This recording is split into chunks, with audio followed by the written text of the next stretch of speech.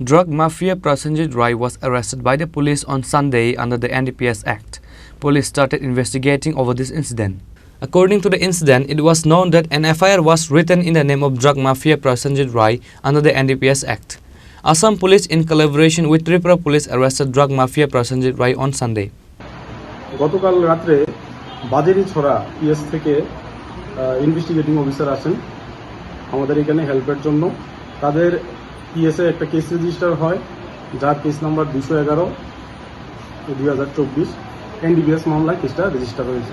এই মামলায় একজন ওই কেসের আসামি আমাদের এখানে আছেন, ওনাকে অ্যারেস্ট করার জন্য তারা এখানে আসেন। তারপর আমরা তাদেরকে সাহায্য করি এই অ্যারেস্ট করার ক্ষেত্রে। তখন আসাম পুলিশ এবং আমাদের থানার পুলিশের সহায়তায় এই প্রসেনজিৎ রায়, বাবার নাম ননীগোপাল রায়, ডিএম কলোনি কৃষ্ণপুর, তাকে এই 211/2024 বাজারি থানা পিএস কেসের মামলায় তাকে আটক করা হয়। আটক করে তাদের নিয়ে যায় এখান থেকে।